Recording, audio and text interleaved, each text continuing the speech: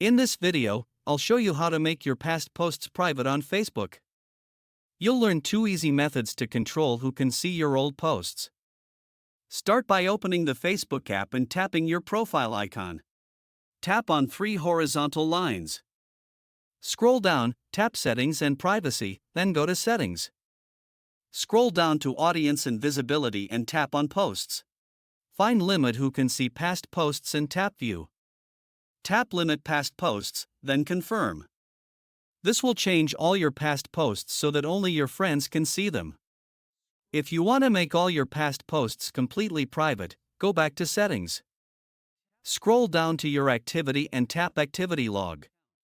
Tap the drop-down next to your Facebook activity, then go to Posts and select your posts, photos, and videos.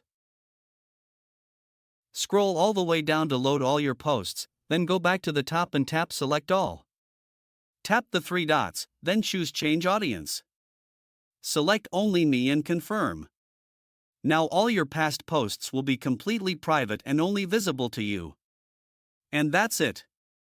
You've successfully updated your Facebook privacy settings. If this guide helped you, leave a like and subscribe for more helpful tutorials.